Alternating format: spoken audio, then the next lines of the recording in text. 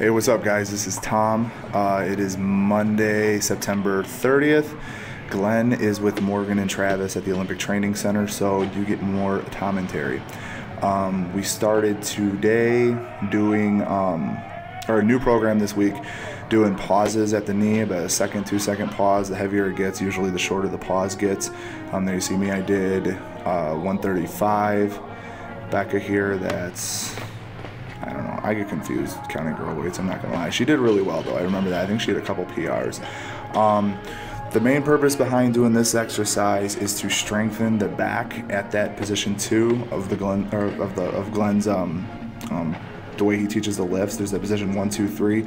You're supposed to stop right at position 2, but a couple of the guys were cheating and starting above the knee. It's a lot easier to hold the lift there as opposed to bringing the bar up to your knee, right below your kneecap, and pausing. I, for one, do not like this lift. This was actually doing it with the clean was the way I hurt myself, or the first time when I really hurt my wrist, and I was out for a month or 2. But so it's like a real big mental thing for me doing these lifts, but they're very good for, you know, working the positions, strengthening certain positions and stuff, and your pull gets better doing it this way. Like, it doesn't matter, you know, whether you're going close to your max or nowhere near your max, like, you're gonna get better at doing this. Tim, though, I mean, Tim's got such a good second pull already that he's very good at these lifts. He was like showing off to people. It's kind of funny when we were doing it. You'll see when we do the cleans, like, the heavier the weight got, the longer he would pause. And there you see me. My big issue, the reason I like doing these lifts with the pause is because if any of you remember when I first started lifting, I had a really bad habit of jumping forward, bringing my hips up to the bar as opposed to bringing the bar back to my hip. And so by doing the exercise this way, you have to stay back, and it really forces you to, you know, aggressively sweep that bar into your hip as you complete the lift.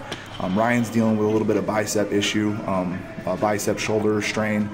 He heard it at, I'm sorry, I lost my train of thought. He heard it, I believe, at the fall open or right before the fall open.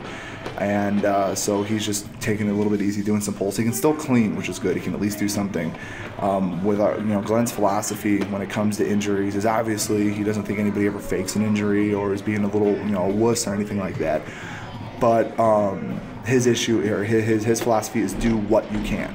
If you can't do, you know, snatches, do some snatch pulls. High pulls, and if you can't do high pulls, do the low pulls, whatever.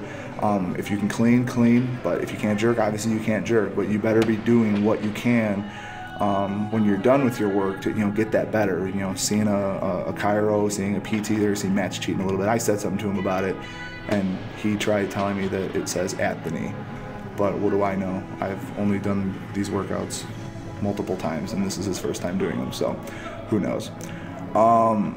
But yeah, so you pause right below the knee, and it really strengthens that back position. And the other thing too is you have to put yourself in the right position, because you don't want to get your shoulders way too far out in front of the bar.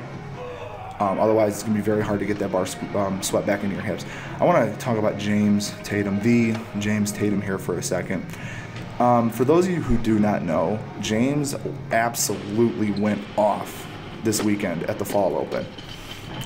Him and I were joking around, and I really thought we were joking, to be honest, like, about what our openers were going to be. And he's like, what are you opening with? And I was like, well, I said, you know, I might just go a little crazy here, and I think I said I was going to open at like 44 or 43.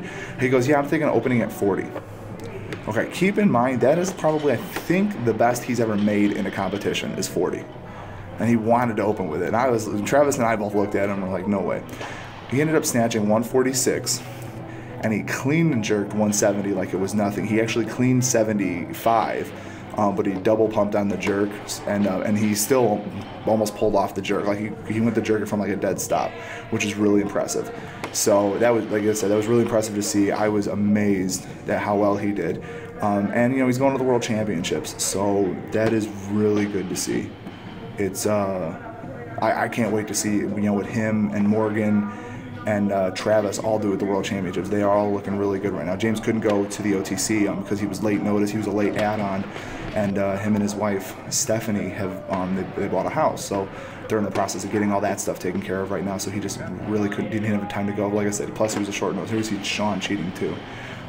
This exercise actually is really good for Sean, I think, personally. His big issue is keeping that bar close once he's past the knees. Like, he can do a good job right off the floor, but it's just one of those things that he just sometimes, you know, like doing hangs and stuff, like he likes to let that bar float away from him. And this exercise, because you're almost from a dead stop doing that, or finishing the pull from a dead stop, so he really can't do that. Trevor there, you see, I got excited in the back. Trevor was for some reason like really throwing his shoulders back after the pause, and I told him, I gave him just a little like pointer, like to not do that or whatnot. I don't remember exactly what I said to him, but once he did that, and he just kept his back straight up and down. That bar was just snapping right into him. No issues whatsoever, so.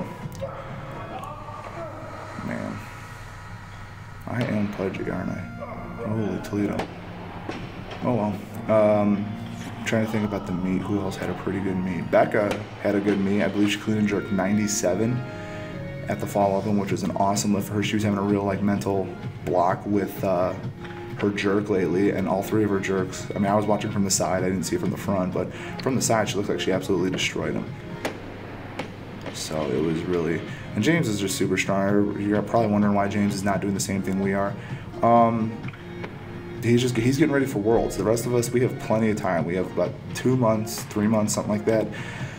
3 and a half, I can't count. Before the American Open in December. So we could, you know, James has, I think, a few weeks, a month maybe, 3 weeks, something like that, before he's got to get ready for Worlds. So he's just working the lifts from the hang.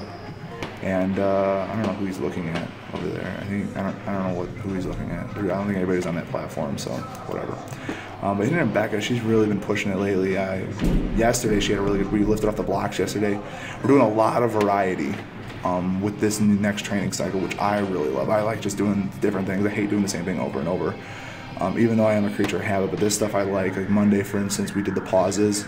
In the morning we did powers. Tuesday we did like high hang exercises. Wednesday afternoon we did off the blocks, and then like Friday we're gonna be going off the floor. Just a lot of variation. I like that. I kind of cheated on that when you see I like went down and then up right after the pause, so it is what it is.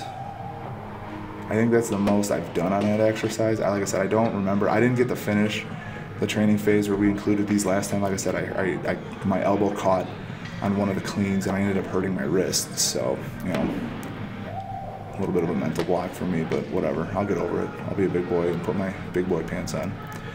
You'll see here with Sean, like I said, he stops. That one is actually pretty good, but you can see if you pause it, actually, you can almost see the space between his legs and the bar. And you really want to keep that, you want to brush that bar right up to the thigh, I think that's just the best way to do these. Because the heavier that weight gets, maybe it's just because he's got black pants on, I have no idea. But like the heavier that gets, you don't want to let that get too far out in front of you, because then that bar's going to loop and it's going to be hard for you to, you know, keep it nice and tight as you come through your finish. And Tim's really good at this exercise. Like I said, it's just, there's no other way to describe it. He's got such a good, strong second pull. He's got a really strong back. So, I mean, there I am in my all-in glories. Holy Toledo. I'm trying to copy Mike, but I think Mike looks a little better than I do. Just saying.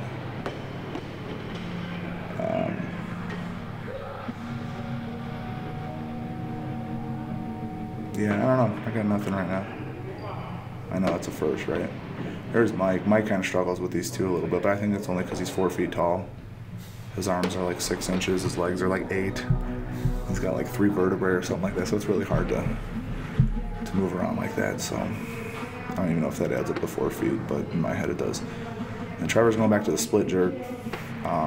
He's a good power jerker, but I think he'll be more consistent with the split. We're doing doubles. Oh yeah, these were our doubles. I already did this. Why am I doing it again? Yeah, we're just doing doubles.